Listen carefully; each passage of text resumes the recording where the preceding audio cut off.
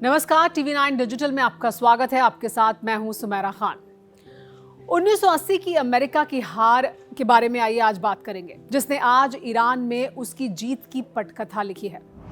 समंदर से दूर रेगिस्तान के उस पार एक ऐसी जमीन है जहां हर कदम पर खतरा है, ईरान।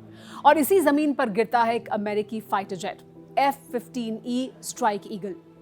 दो लोग उसमें सवार थे, एक पायलट और एक वेपन सिस्टम्स ऑफिसर। दोनों इजेक्ट करते हैं। पायलट को तो जल्दी बचा लिया जाता है, लेकिन दूसरा अधिकारी दुश्मन के इलाके में बिल्कुल अकेला फंस जाता है। अब उसे बचाने के लिए मिशन की शुरुआत होती है, जो सिर्फ एक बचाव मिशन नहीं था, ये एक दौड़ थी अमेरिका और ईरान के बीच। ईरान ने ऐलान कर दिया था जो इस एयरमैन को पकड़ेगा उसे इनाम मिलेगा। और तभी अमेरिका ने एक खतरनाक फैसला लिया, स्पेशल फोर्सेस को ईरान के अंदर भेजने का फैसला। 2 दिन 48 घंटे हर पल खतरा, ड्रोन, मिसाइल और गश्त करती सेनाएं। लेकिन आखिरकार अमेरिकी कमांडो उस एयरमैन तक पहुंचते हैं और उसे सुरक्षित बाहर निकाल लाते हैं। एक परफेक्ट मिशन। लेकिन सवाल यह है कि क्या अमेरिका हमेशा से इतना परफेक्ट था? जवाब है नहीं। इस कॉन्टेक्स्ट में बात करने की जरूरत है 1979 की, एक क्रांति जिसने सब कुछ बदल दिया था। 1979 ईरान में एक बड़ी क्रांति होती है, ईरानियन रेवोल्यूशन। शाह की सत्ता खत्म हो जाती है और सत्ता में आते हैं आयतुल्लाह रूहुल्लाह खुमैनी।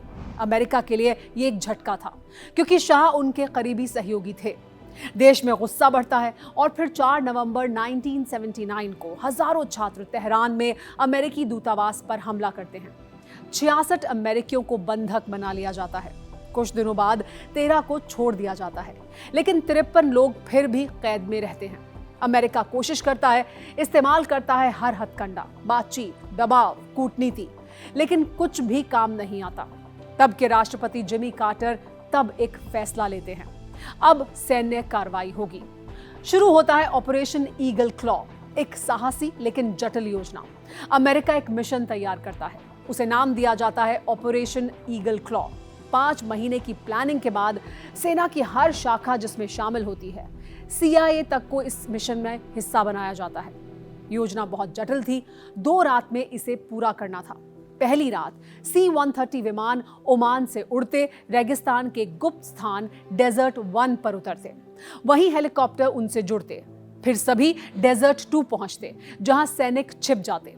दूसरी रात CIA एजेंट ट्रकों के साथ आते, सैनिकों को तेहरान ले जाते। एक टीम दूतावास पर हमला करती, दूसरी बिजली काटती और तीसरी सुरक्षा देती। बंधकों को स्टेडियम तक लाया जाता और फिर एयरफील्ड तक। इसके बाद C-141 विमानों से उन्हें बाहर निकाला जाता। सुनने में एक परफेक्ट प्लान था, लेकिन असलियत कुछ और थी। क्या कुछ गलत हुआ? सब कुछ। 24 अप्रैल 1980 को मिशन शुरू होता है। शुरुआत में ही अजीब घटनाएं घटती हैं। एक बस वहां पहुंच जाती है, 40 लोगों को रोकना पड़ता है। एक फ्यूल ट्रक नहीं रुकता, उसे मिसाइल से उड़ा दिया जाता है। और तभी रेगिस्तान में उठता है तूफान। हेलीकॉप्टर अपना रास्ता भटक जाते हैं, कुछ खराब हो जाते हैं। 8 में से 2 वापस आ जाते हैं, 1 खराब हो जाता है। अब सिर्फ 5 हेलीकॉप्टर बचते हैं। मिशन के लिए 6 हेलीकॉप्टर चाहिए थे। कमांडरों में बहस होती है, तनाव और असमंजस की स्थिति बनती है। 2.5 घंटे के बाद मिशन को रद्द कर दिया जाता है, लेकिन असली त्रासदी अभी बाकी थी। वापसी के दौरान एक हेलीकॉप्टर C-130 विमान से टकराता है।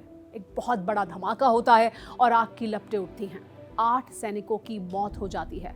पूरा मिशन खत्म हो जाता है। अमेरिका को दुनिया के सामने शर्मिंदगी उठानी पड़ती है। अगले दिन व्हाइट हाउस को यह असफलता स्वीकार भी करनी पड़ती है। ईरान ने मलबे की तस्वीरें इसके बाद दुनिया को दिखाई और बंधकों को अलग अलग जगह पर भेज दिया गया। अमेरिका की छवि को इसकी वजह से बहुत बड़ा झटका लगा और इसकी कीमत चुकाई जिमी कार्टर ने। वो अपना चुनाव हार गए। नए राष्ट्रपति बने रोनाल्ड रीगन। लेकिन यहीं से शुरू हुई असली कहानी। अमेरिका ने इस हार से सीखा। एक रिपोर्ट बनी, होलोवे रिपोर्ट। इसने साफ कहा कि प्लानिंग कमजोर थी, कमांड सिस्टम अमेरिका का खराब था, सेना की अलग अलग शाखाओं में तालमेल भी नहीं था। और फिर एक बहुत बड़ा बदलाव हुआ। 1987 में बना United states special operations command, एक ऐसी कमांड जो आज अमेरिका के सभी स्पेशल ऑपरेशंस को एक साथ चलाती है। अब आज की बात करते हैं। अब फिर वही ईरान था और वही खतरा, लेकिन इस बार अमेरिका तैयार था। बेहतर ट्रेनिंग, बेहतर कोऑर्डिनेशन और एकजुट कमांड। और इसलिए जो मिशन 1980 में फेल हुआ था, आज वो सफल हो गया। इतिहास हमें सिखाता है कि हर हार बेकार नहीं होती।